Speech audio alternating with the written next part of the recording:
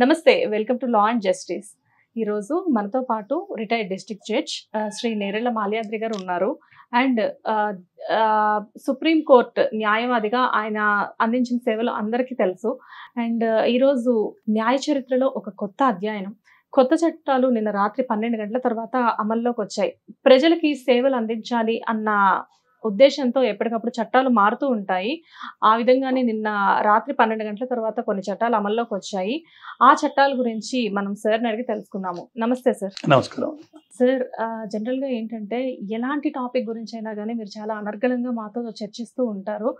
So మన law and జస్టిస్లో కొత్త point ఇది. ఈ ప్రోగ్రామ్ స్టార్ట్ చేసిన తర్వాత మీతో చేస్తున్న కొత్త ఎపిసోడ్ ఇది. ఇందులో చాలా ఇంపార్టెంట్ పాయింట్ జనరల్గా ఏంటంటే సార్, మీకు తెలిసినంత అంటే మీకు తెలుసు జనరల్గా ఎలా ఉంటుందంటే ప్రజలకి సేవలు అందించడానికి ఎప్పటికప్పుడు అంటే చట్టాలు అనేవి మారుతూ ఉంటాయి. అలా చట్టాలు మారినప్పుడల్లా కొత్త కొత్త విషయాలు వెలుగులోకి వస్తూ ఉంటాయి అన్నమాట. సో నిన్న నైట్ 12 గంటల తర్వాత కొన్ని చట్టాలు అమల్లోకి వచ్చాయి. దాని గురించి ఒకసారి మీ మాటల్లో మాకు వివరించండి సార్. నమస్కారం అమ్మ. ముందుగా మీ లా అండ్ జస్టిస్ ఛానల్ ప్రేక్షకులకి, వ్యూవర్స్కి ప్రత్యేక వందనాలు. అదేవిధంగా మీ యాజమాన్యానికి కూడా, మీకు సిబ్బందికి అందరికీ కృతజ్ఞతలు, ధన్యవాదాలు. చాలా ముఖ్యమైన విషయం, ఎందుకంటే నిన్న రాత్రి నుంచి న్యాయ చరిత్రలో కొత్త అధ్యాయం. ఆ అధ్యాయం ఎలా ఉందంటే, గతంలో బ్రిటిష్ ప్రభుత్వం వాళ్ళు 3 చట్టాలని సుమారు 1882 నుంచి ఆ చట్టాలు అమల్లోకి ఉన్నాయి. వాటికి సంబంధించి అనేక తీర్పులు, కింది కోర్టు నుంచి సుప్రీంకోర్టు దాకా తీర్పులు వచ్చి పూర్తిగా సెటిల్ అయ్యి అందరికీ అన్ని విషయాల మీద ఒక అవగాహన ఉండి జరుగుతున్న ఈ పరిస్థితుల్లో చాలా ముఖ్యంగా అంటే ఈ చట్టాల్లో అమలు చేసే విషయంలో కానీ, లేదా చట్టాల్లో ఉన్నటువంటి కంటెంట్ విషయంలో కానీ ఒక అక్రమ, అన్యాయం, దుర్మార్గం ఉంది, సరిగా పరిపాలించటం లేదు, త్వరితగతిన న్యాయం అందించడం లేదు, వీటిలో అనేక మార్పులు చేయాలి అని ఆ మార్పులు చేసిన 3 చట్టాలు నిన్న రాత్రి 12 గంటల నుంచి 12 గంటల అయిపోయిన తర్వాత నుంచి ఫోర్స్లోకి వచ్చినాయి. సార్, ఈ చట్టాల వల్ల అంటే లాభాలు నష్టాలు 2 రకాలుగా ఉంటాయి కదా సార్? అవును. అంటే దీనివల్ల అపోజిషన్ పార్టీ వాళ్ళకి ఇంకా ఎక్కువ ప్రాబ్లమ్స్ ఉండే ఛాన్సెస్ ఉంటాయంటారా? అంటే అది ఒక పాయింట్ మాత్రమే. మనం చూడాల్సింది అసలు ఈ చట్టాలు ఎందుకు వచ్చినాయి, ఆ చట్టాల్లో బెనిఫిట్స్ ఏంటి, లేకపోతే కష్టాలు ఏంటి, సుఖాలు ఏంటి, అసలు ఈ అవసరమా, ఈ పదాలు మనం కనుక చూస్తే ముఖ్యంగా భారత న్యాయ వ్యవస్థలో బ్రిటిష్ పాలన నుంచి కొనసాగుతున్న ఈ భారతీయ శిక్షా స్మృతి అంటే ఇండియన్ పీనల్ కోడ్, నేర శిక్షా స్మృతి అంటే సిఆర్పిసి క్రిమినల్ ప్రొసీజర్ కోడ్, అదేవిధంగా భారత సాక్ష్యాధార చట్టం ఇండియన్ ఎవిడెన్స్ యాక్ట్, ఈ 3 కూడా కనుమరుగైపోతున్నాయి. అయితే కనుమరుగైపోతున్నాయని చెప్పే ముందల నిన్నటి దాకా జరిగిన నేరాలన్నీ కూడా ఈ పాత చట్టాల యొక్క పద్ధతిలోనే కేసులన్నీ కూడా ముందుకు సాగుతాయి, శిక్షలు కూడా అదే ప్రకారం వేస్తారు.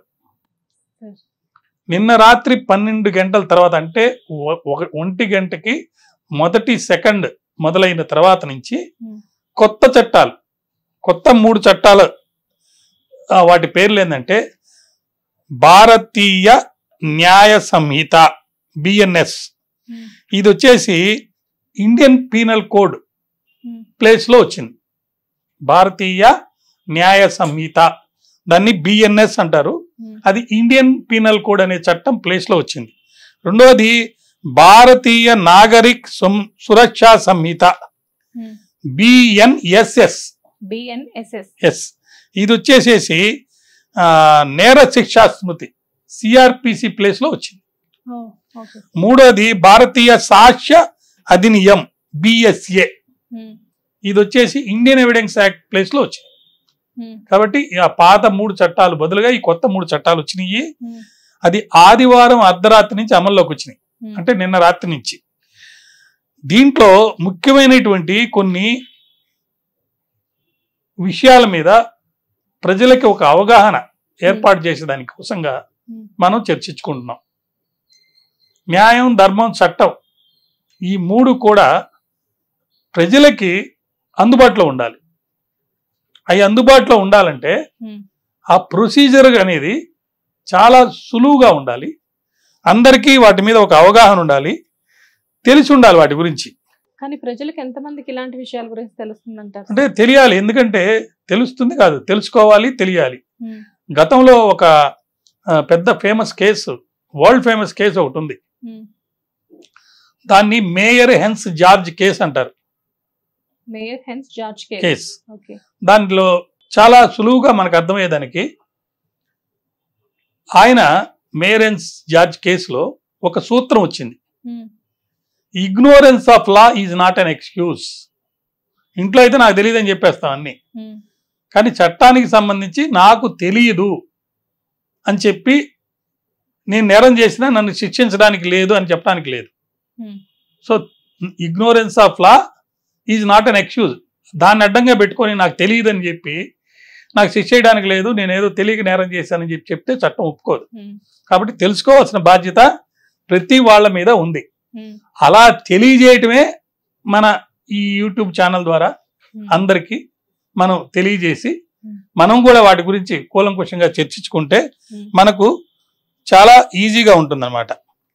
అయితే ఇక్కడ మన సెంట్రల్ హోమ్ మినిస్టర్ గారు ఒక చక్కటి సందేశాన్ని ఇచ్చారు. అదేం చెప్పారంటే, బ్రిటిష్ కాలం నాటి చట్టాలు శిక్షకు ప్రాధాన్యం ఇచ్చాయి. ఒక తప్పు చేసిన వాడిని పట్టుకొని వచ్చి శిక్షించడం ఎట్లా, లేదా వాడిని భయపెట్టడం ఎట్లా, వాడు మళ్ళా తప్పు చేయకుండా ఉండేటట్టు చేసేది ఎట్లా, భయంతో. అప్పుడు స్వాతంత్ర సమర యోధులు ప్రాణాలను సైతం త్యాగం చేసి మనకు స్వాతంత్రాన్ని సముపార్జించేదానికి కష్టపడేటప్పుడు వాళ్ళ మీద అధికారం చెలాయించే నిమిత్తం, వాళ్ళని శిక్షించే నిమిత్తం, వాళ్ళు మళ్ళా అటువంటి పోరాటాలు చేయకుండా ఉండే నిమిత్తం ఆ చట్టాలు ఉన్నాయి. అప్పుడు తయారు చేశారు అప్పుడున్న కాలమాన పరిస్థితుల్లో. కానీ ఇప్పుడు అవి మారిపోయినాయి, స్వాతంత్రం వచ్చేసింది. మన అందరము మనకు రాజ్యాంగంలో కల్పించినటువంటి ప్రాథమిక హక్కుల్ని, ఇతర హక్కుల్ని సులువుగా, ఈజీగా అనుభవిస్తున్నాం. ఈరోజు వాక్ స్వాతంత్రం మనం మాట్లాడుతున్నామంటే మనకు freedom of speech and expression right మనకు ఫండమెంటల్ ఆర్టికల్ 19లో ఉంది కాబట్టి. అట్లే ఆర్టికల్ 14లో ఈక్వాలిటీ, అందరూ సమానం అని చెప్పుకుంటుంది, ఎందుకని ఆర్టికల్ 14 చెప్తుంది. స్వేచ్ఛ, స్వాతంత్రము మనకు చక్కగా మన జీవితాన్ని హాయిగా అనుభవించుకుంటున్నాము శాంతియుతంగా అంటే ఆర్టికల్ 21 చెప్తుంది. ఇవన్నీ రాజ్యాంగంలో ఉన్నాయి. సో రాజ్యాంగం లేనప్పుడు ఉన్న ఆ పాత చట్టాలు వాటి మీద బేస్ చేసుకుని ఇంతకాలం నడిచింది. ఇక శిక్ష ప్రధానం కాదు, న్యాయం ప్రధానం.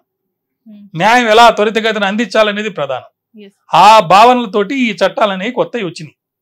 కాబట్టి మనం చూడాల్సింది, ఈ భారతీయుల కోసం భారతీయులు ఈ చట్టాన్ని రూపొందిస్తే ఈ రూపొందించిన చట్టాల ద్వారా త్వరితగతిన న్యాయం అందుద్దా లేదా, దీంట్లో సుఖాలు ఏముండే, కష్టాలు ఏముండే, ఇబ్బందులు ఏముండే తెలుసుకోవాలి. అవన్నీ శాశ్వతంగా కాలమాన పరిస్థితుల్లో కనుమరుగైపోబోతున్నాయి. పాతయి నేను రాత్రితో అయిపోయినాయి. పాత నేరాలకు సంబంధించి శిక్షలు కానీ అవన్నీ కూడా పాత పద్ధతుల్లో జరుగుతాయి. కొత్తవన్నీ కూడా ఇప్పుడు కొత్త పద్ధతుల్లో జరుగుతాయి. సార్, ఇప్పుడు పాత పద్ధతుల్లో కొన్ని శిక్షలు అమలు అయిపోయి ఉంటాయి కదా, ఆల్రెడీ అయిపోయినాయి కదా. ఇప్పుడు వాటి మీద అప్పీల్ ఏమైనా ఉంటే అవి కూడా పాత పద్ధతుల్లోనే జరుగుతాయి. నిన్న రాత్రి 12 గంటల లోపల జరిగిన నేరానికి సంబంధించి పాత పద్ధతిలోనే శిక్షలు, పాత పద్ధతిలోనే ప్రొసీడింగ్స్, కోర్టు పద్ధతి అన్ని కూడా అదే విధంగా జరుగుతాయి. అయితే మనం కొన్ని విషయాలు దీని గురించి కూలంకుషంగా ఫస్ట్ తెలుసుకోవాలి. ఒకటేంటంటే, ఈ 3 కూడా కొన్ని కీలక మార్పులు తీసుకొచ్చినాయి.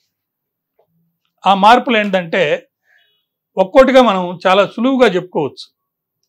మొట్టమొదటి కీలక మార్పు ఏంటంటే, గతంలో మనం కంపల్సరీగా పోలీస్ స్టేషన్కి వెళ్ళి మనకి ఏదన్నా నేరం జరిగితే కంప్లైంట్ ఇవ్వాలి, వెళ్ళి ఇచ్చి రాసి సంతకం పెట్టి ఇవ్వాలి, లేదా మనకు జరిగిన అన్యాయాన్ని పోలీసు వాళ్ళకి చెప్పాలి.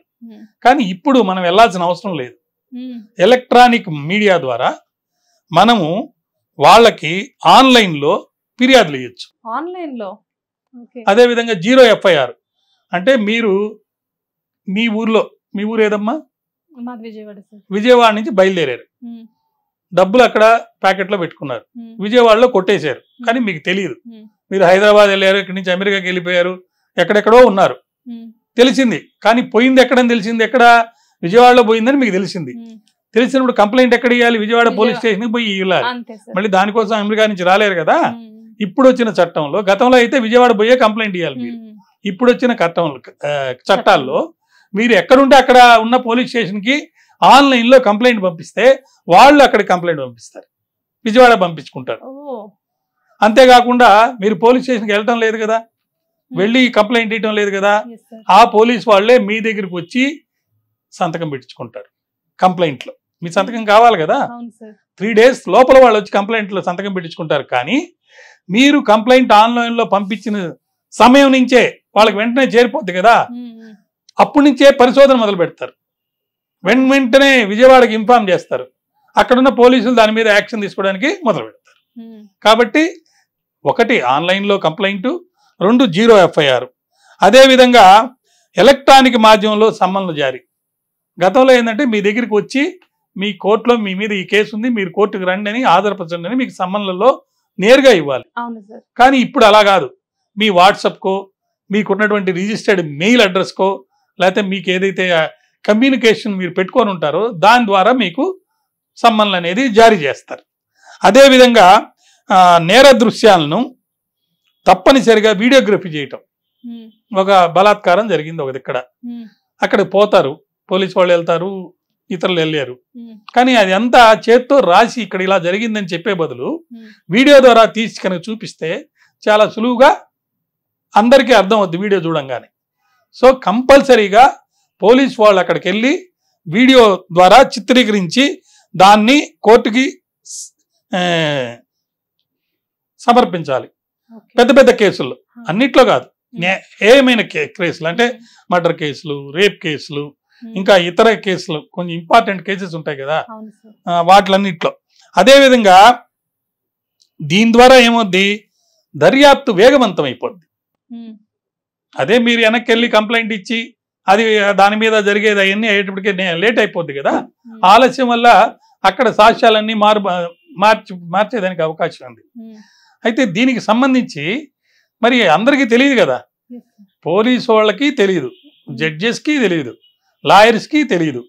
మరి దీనికి సంబంధించి శిక్షణ ఇవ్వాలి కాబట్టి 40 లక్షల మంది క్షేత్రస్థాయి సిబ్బందికి ఆల్రెడీ శిక్షణ ఇచ్చారు ఈ చట్టాల మీద, ఎవరైతే అమలు చేస్తున్నారో వాళ్ళకి సంబంధించి. అదేవిధంగా 5.65 లక్షల మంది పోలీసులు, జైళ్ళు అధికారులు, ఫోరెన్సిక్ నిపుణులకి శిక్షణ ఇచ్చారన్నమాట. దానివల్ల శిక్షణ పొందినటువంటి కొంతమంది అని చెప్పుకోవచ్చు, వాళ్ళు అధికారులు కానీ న్యాయమూర్తులు కానీ వాళ్ళందరూ కూడా ఈ చట్టాన్ని అమలు చేసేదానికి ప్రయత్నం చేస్తుంటారు. కానీ అసలు ఈ చట్టాల మీద అవగాహన ఉండాల్సింది ఎవరు? చట్టాన్ని అమలు చేసేటప్పుడు ఎవరైతే బాధ్యతాయుతంగా ఉండాలో, లేకపోతే ఎవరికి హక్కులు ఉండే వాళ్ళకి తెలియాలి కదా. అంటే ప్రజలకు తెలియాలి, వాళ్ళ మీదనే కదా ఈ చట్టాలు అమలు చేసేది. సో ప్రజలకు ముందు తెలిసి ఉండాలి మనం చేసేది తప్ప రైటా చట్ట ప్రకారం. సో ప్రజల మీద అవగాహన చేసేదానికి కూడా అనేక సెమినార్లు అవన్నీ జరుపుతున్నారు. దాంట్లో భాగంగానే ఇలాంటి యూట్యూబ్ ఛానల్స్ ద్వారా, టీవీల ద్వారా, పేపర్ల ద్వారా, ఇతర మాధ్యమాల ద్వారా ప్రజలకి వాళ్ళకు ఉన్నటువంటి హక్కుల్ని, బాధ్యతల్ని తెలియజేసి వాళ్ళు త్వరితగతిన వాళ్ళ యొక్క కేసుల్లో న్యాయాన్ని పొందేదానికోసం కృషి చేస్తున్నారు. ఇది జరిగేది. అయితే కీలక మార్పుల్లో కొంచెం మనం ఇంకా అర్థం చేసుకోవాలంటే, ఉదాహరణకి ఒక వ్యక్తిని ఒక పోలీస్ స్టేషన్కి వాళ్ళ ఇంటి వద్ద నుంచి తీసుకొని వెళ్ళిపోయారు. అప్పుడు ఇంట్లో ఎవరు లేరు. ఎవరికి తెలియజేస్తారు? వాళ్ళ బంధువులకి, స్నేహితులకి ఈ విషయాన్ని తెలియజేయాలి. కానీ వాళ్ళు ఎవరు దొరకలేదు. ఈ కొత్త చట్టంలో ఏం చేశారంటే, పోలీస్ స్టేషన్ బయట, బహిరంగ ప్రదేశంలో, పోలీస్ స్టేషన్ బయట, అయితే జిల్లా హెడ్ క్వార్టర్స్లో ఈ పబ్లిక్ నోటీస్ అనేది అతికించాలి. పలానా వ్యక్తిని పలానా టైంలో పలానా దగ్గర పలానా వాళ్ళు వెళ్ళి అరెస్ట్ చేశారు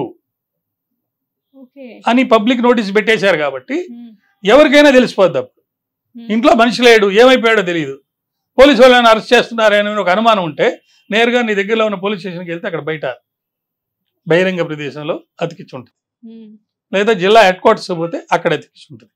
ఇలాంటిది ఒక సదుపాయాన్ని దీంట్లో పెట్టారు.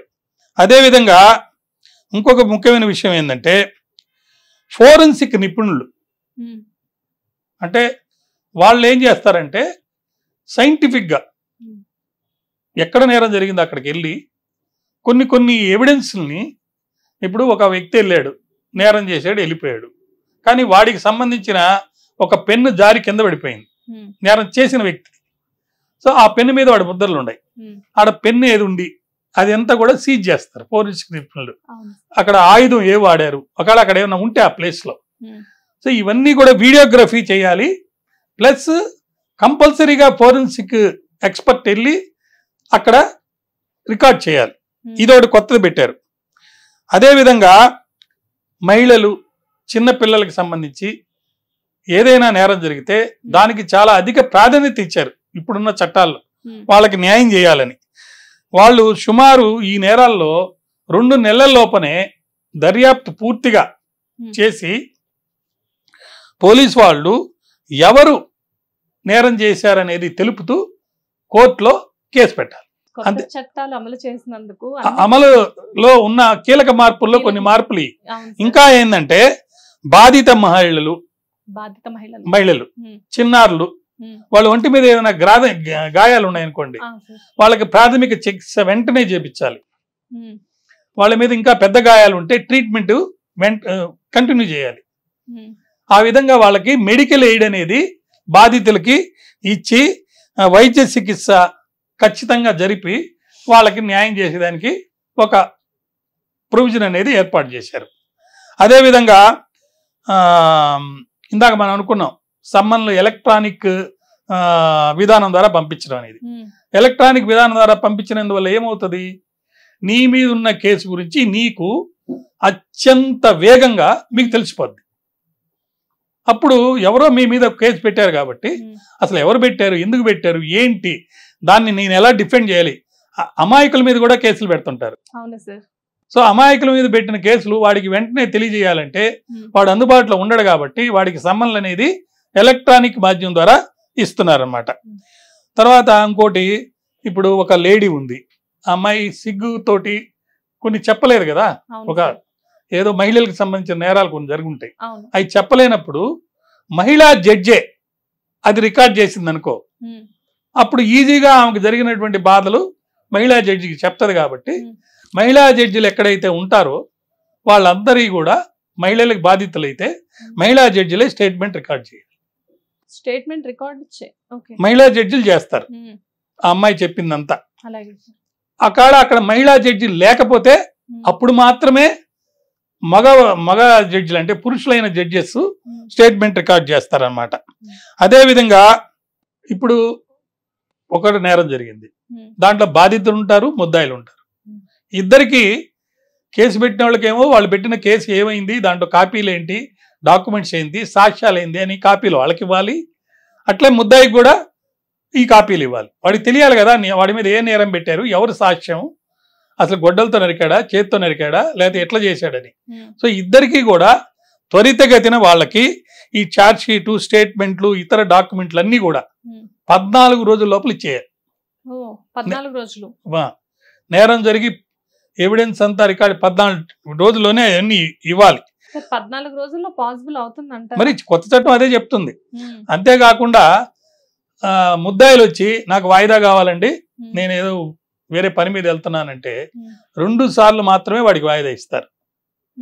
ఎక్కువ వాయిదాలు ఇవ్వరు అనమాట. ఎక్కువ వాయిదాలు అయితే ఏమవుద్ది, సాక్షులు ఎక్కడికి వెళ్ళిపోతారు, కంప్లైంట్ ఎక్కడికి వెళ్ళిపోతారు. కొన్ని సందర్భంలో ఇప్పుడు రామోజీరావు కేసులో చూడండి, ముద్దాయి ఆయన చచ్చిపోయాడు, ఇంకేముద్దా కేసు. అట్లా అనేక సందర్భాల్లో ముద్దాయిలు చచ్చిపోవడం, లేదా సాక్షులు చచ్చిపోవడం, లేకపోతే సాక్ష్యం కనుమరుగైపోవడం ఇలాంటివి జరుగుతాయి. కాబట్టి త్వరితగతి న్యాయాన్ని అందించే నిమిత్తము 2 వాయిదాలు మాత్రమే ఇవ్వాలని చెప్పారనమాట. తర్వాత సాక్ష్యం చెప్పేటువంటి వ్యక్తులకి రక్షణ లేదు. ఎవడో వస్తాడు, పొడి చేస్తాడు, రే మళ్ళీ నా మీద సాక్ష్యం చేసి మళ్ళీ పొడుస్తానంటాడు. సో ఆ రక్షణ అనేది కల్పించాలి కాబట్టి ఈ చట్టంలో ఒక ప్రొవిజన్ పెట్టారు. జరుగుతాయి కదమ్మా. అందుకని చెప్పి ఈ చట్టంలో ఏం చెప్పారంటే, ఎవరైతే కోర్టుకు వచ్చి సాక్ష్యం చెప్తారో అది బాధితుడు అయి ఉండొచ్చు, చూసినోడు అయి ఉండొచ్చు, లేదా ఎక్స్పర్ట్ అయి ఉండొచ్చు, లేకపోతే బ్యాంక్ అఫీషియల్స్ అయి ఉండొచ్చు, ఎవరైనా సరే వాళ్ళు సాక్షులుగా వచ్చి సాక్ష్యం చెప్పారు కాబట్టి వాళ్ళకి ప్రొటెక్షన్ నిమిత్తము ఒక పర్టికులర్ రక్షణ పథకాన్ని అన్ని రాష్ట్ర ప్రభుత్వాలు ఒక స్టేట్ అని కాకుండా తప్పనిసరిగా వాటిని అమలు జరపని చెప్పేసి ఈ చట్టంలో పెట్టారనమాట. తర్వాత ఈ అత్యాచారాలు జరుగుతాయి, లేకపోతే అమ్మాయిల్ని ఇబ్బంది పెడతారు. అటువంటి కేసుల్లో ఆ అమ్మాయి చెప్పే సాక్ష్యాన్ని ఆడియో వీడియో రూపంలో రికార్డ్ చేయమన్నారు.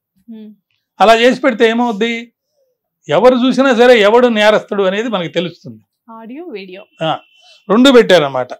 ఇంకా ముఖ్యమైన విషయం ఏంటంటే, అన్నిటికంటే ఇబ్బందికరము, పోలీస్ స్టేషన్లకి మనం పిలిచినప్పుడు, మనం వెళ్ళినప్పుడు అక్కడ అనేక ఇబ్బందులు, ముఖ్యంగా చిన్నపిల్లలు, ఆడవాళ్ళు పోలీస్ స్టేషన్కి వెళ్తే మిస్బిహేవ్ చేస్తున్నారు పోలీసు కొన్ని సందర్భాల్లో.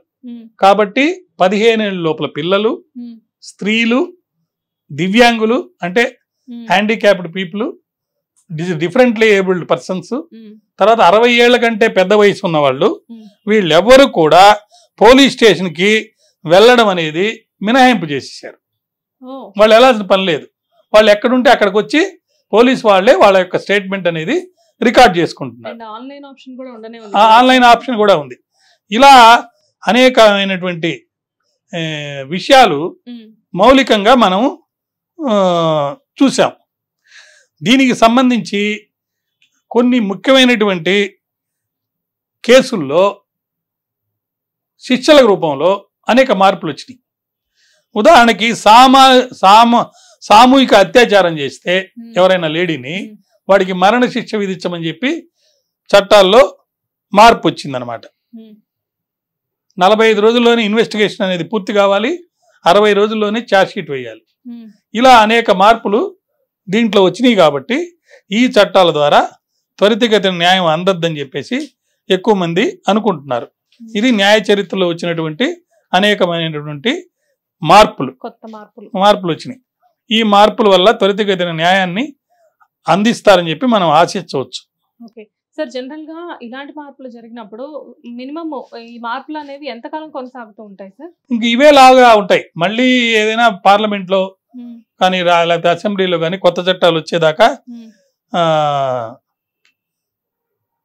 ఇవే కొనసాగుతాయి. కానీ ఇక్కడ వచ్చిన ఈ కొన్ని ఇబ్బందులు ఏంటంటే, ఈ పాత చట్టాలు అందరికీ తెలిసి ఉండాలి, కొత్త చట్టాలు అందరికీ తెలిసి ఉండాలి.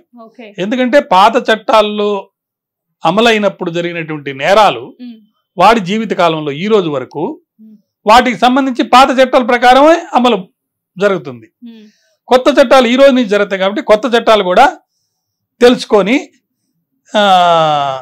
మరి వాటిని అమలు జరిగేటప్పుడు మనం కూడా మన వంతు సహకారాన్ని అందించాలి.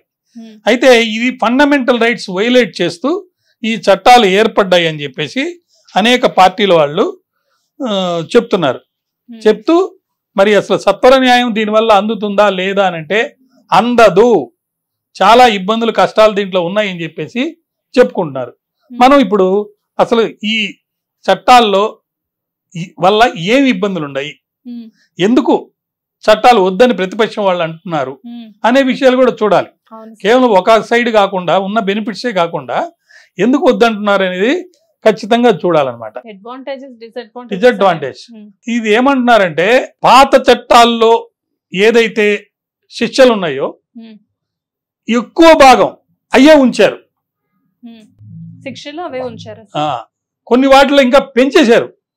మేము శిక్షించడానికి కాదు ఈ చట్టాలు తీసుకొచ్చిందని చెప్తూ శిక్షల్ని పెంచినందువల్ల ఈ చట్టాల వల్ల న్యాయం ఎలా జరగద్ది? పాత చట్టాల్లో 3 నెలలు శిక్ష ఉందనుకోండి ఒక పర్టికులర్ నేరానికి, ఇప్పుడు 6 నెలలు చేసావు, దానివల్ల ఏంటి? శిక్ష పెంచావు. కాబట్టి న్యాయం కోసం చేసావా లేకపోతే చట్టం ధర్మం కోసం చేసావా అని అంటే ఒక డౌట్ అనేది ప్రజల్లో వచ్చేసింది. అదేవిధంగా ఈ చట్టాల్లో అసలు గ్రామర్ మిస్టేక్స్ ఉన్నాయంట. చట్టాలు గ్రామర్ మిస్టేక్స్ అంటే లాంగ్వేజ్ లో అర్థమయ్యేటట్టు రాయలేదు అని చెప్పేసి ఒక అడ్వకేటు సుప్రీంకోర్టులో కేసు ఫైల్ చేశారు. చేస్తే మే 20వ తారీఖు నాడు సుప్రీంకోర్టులో దాన్ని జస్టిస్ బేలా త్రివేది, జస్టిస్ పంకజ్ మిత్తల్ వీళ్ళిద్దరు జడ్జిలు గారు పూర్తిగా క్షుణ్ణంగా విని దీంట్లో ఏం తప్పులు లేవని చెప్పేసి, ఇంకా అమల్లోకి రాకముందే ఈ చట్టాలు వద్దని నువ్వు ఎలా అంటావు అని చెప్పేసి ఆ పిటిషన్ని కొట్టేశారు. కాకపోతే ఆ వకీల్ గారు ఏం చెప్తారంటే, ఈ గ్రామర్లో మిస్టేక్స్ ఉన్నాయి, ప్లస్ దీని గురించి చర్చ సరిగా జరగలేదు. పార్లమెంట్లో చర్చ జరగాలి కదా, అవును. కానీ 111 మంది ఎంపీలని పార్లమెంట్ నుంచి సస్పెండ్ చేశారు. అప్పుడు వాళ్ళు లేనప్పుడు ఈ చట్టాలని పాస్ చేసేసుకొని ఇది తీసుకొచ్చి దీన్ని అమల్లోకి పెట్టారు. ఎందుకనంటే ఆగస్టు 11, 2023లో అమిత్ షా గారు ఈ చట్టాలని పాత కొలోనియల్ ఎరా లాస్ తీసేస్తూ తీసుకొచ్చి పెట్టామని చెప్పి పెట్టడం జరిగింది. అలా ఎంతమంది ఎన్ని విధాలుగా ఈ చట్టాలు రాకుండా ఉండాలని అనుకున్నా వాటి గురించి చర్చ జరపకుండానే ముఖ్యంగా ప్రతిపక్ష ఎంపీలు పార్లమెంట్లో లేనప్పుడు చూసి ఈ చట్టాలు తీసుకొచ్చి పెట్టినందువల్ల చాలా కష్టాలు, ఇబ్బందులు ఈ చట్టాల వల్ల ప్రజలు ఫేస్ చేస్తున్నారన్నమాట. అంతేకాకుండా దీంట్లో ఏదో సత్వర న్యాయం వస్తుంది అని కదా చెప్పేది, కానీ దీనివల్ల సత్వర న్యాయం అనేది రావటం లేదు, ఇంకా డిలే జరిగిపోబోతుంది. కాబట్టి ఈ చట్టాలని తీసివేయాలి అని చెప్పి కూడా ఒక వాదన ఉంది. సరే, డిలే అవ్వడానికి చాలా అడ్వాన్స్డ్ గా ఉన్న చట్టాలు కదా ఇవన్నీ కూడా. డిలే ఎందుకు అవుతుందంటే డిలే దాంతోపాటు కొన్ని ఇబ్బందులు కూడా ఎందుకు ఉంటుందంటే ఒక చట్టం ఉన్నప్పుడే కేసులన్నీ జరగడం లేదు. 2 రకాల చట్టాలు ఉంటే నిన్నటిదాకా జరిగిన దానికి ఒక చట్టం, ఈ రోజు నుంచి జరిగిన దానికి ఇంకో చట్టం అన్నప్పుడు 2 నేర్చుకోవాలంటే కష్టం. అది నేర్చుకొని అమలుపరచడం ఇంకా కష్టం. అదొక డిలే. తర్వాత గతంలో ఏంటంటే ఎవరైనా ఒక వ్యక్తిని అతన్ని గనక పోలీస్ వాళ్ళు విచారించదలుచుకుంటే అతను జైల్లో ఉన్నప్పుడు మాకు ఇవ్వండి అని రిక్వెస్ట్ చేస్తే పోలీస్ కస్టడీ ఇస్తారు. ఆ కస్టడీ 15 రోజుల కంటే ఎక్కువ ఇచ్చేదానికి లేదు. కానీ ఇప్పుడు దాన్ని పెంచేశారు, 60 రోజుల దాకా వాడిని కస్టడీలో పెట్టుకోవచ్చు. అప్పుడు ఏం చేస్తారు, పోలీసు వాళ్ళు పోలీస్ స్టేషన్లో పెట్టుకొని వాడిని భయపించి బెదిరించి నేరాన్ని ఒప్పించేదానికి అవకాశం ఉంది. కాబట్టి ఖచ్చితంగా దీనివల్ల చాలా ఇబ్బందులు ఉన్నాయి అని చెప్పి జనం అనుకుంటున్నారు. పోలీసు రాజ్యం అనేది ఏర్పడుతుంది అని చెప్పి చాలామంది దీని గురించి క్రిటిసైజ్ చేస్తున్నారు అన్నమాట. అందువల్ల మనం చూడాల్సింది ఏంటంటే ఈ చట్టాల వల్ల అమలు జరిగేటప్పుడు ఎటువంటి ఇబ్బందులు, కష్టాలు వచ్చినాయి, తర్వాత పోలీస్ వాళ్ళు ఏమైనా ఎక్సెసివ్ పవర్ వాడి దాని ద్వారా ఈ ప్రజాస్వామ్య మనుగడకే కష్టం అవుద్దేమో అని భయపడుతున్నారు. కాబట్టి అమలు జరిగేటప్పుడు మటుకు చాలా కేర్ఫుల్గా దీన్ని అమలు జరుపుకోవాలి. ఎందుకంటే 60 నుంచి 90 రోజుల దాకా పోలీస్ కస్టడీ పెంచేదానికి 15 రోజులు ఉంటేనే పోలీస్ స్టేషన్ కస్టడీలో పోలీసు వాళ్ళ దగ్గర వాడిని భయపించి బెదిరించేటప్పుడు 60 డేస్ నుంచి 90 డేస్ దాకా వాడిని అక్కడ వాడి దగ్గర పెట్టుకోవచ్చు అనంటే ఏదైనా అనేక ఇబ్బందులు అనేది వచ్చేదానికి అవకాశం ఉంది. తర్వాత దేశ భద్రతకి సంబంధించి కూడా, మన దేశానికి భద్రతకు సంబంధించి కూడా కొన్ని నిర్వచనాలని దీంట్లో మార్చారు. రాజద్రోహం అనే పదాన్ని తొలగించి దేశ సమైక్యత, సౌభ్రాతృత్వం, సార్వభౌమత్వం,